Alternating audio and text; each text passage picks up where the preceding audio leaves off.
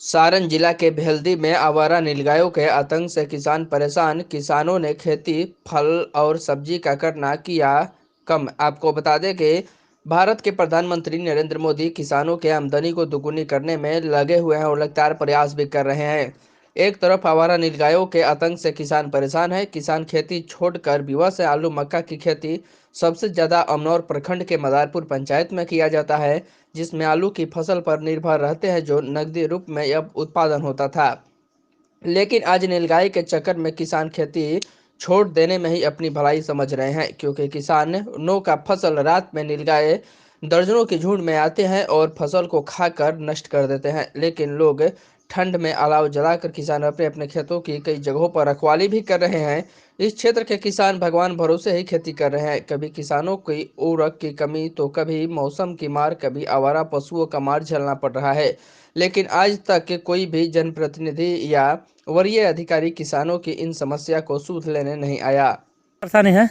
क्या परेशानी है? सब गृहस्थ आदमी को परेशानी है यही कि नीलगाय खा रही है, सब कोई देखने वाला नहीं है, सब कुछ जियान हो रहा है, कोई नहीं देखता है और सरकार पर इस पर चुप्पी लगाई बैठी हुई है। और क्या कहना है इसके बारे में?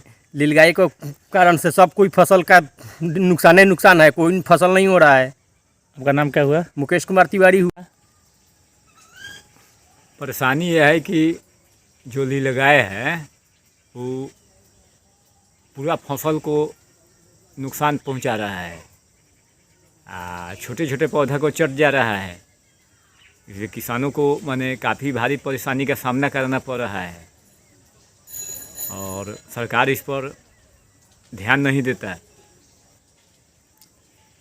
सरकार को चाहिए कि भाई खेती किसानी को बचाने के लिए इस नीलगाय को समाप्त करे क्या और इसका माने निवारण करे, ताकि किसान अपन फसल उत्पादन करे। सरकार यह कहता है कि दोगुना हम आमदनी करेंगे, दोगुना आमदनी होगा किसान खेती से। दोगुना का माने साफा नहीं हो रहा है, न गेहूँ हो रहा है, न मकई हो रहा है, न आलू, सब फसल चट जा रहा है किसान नीलगाय।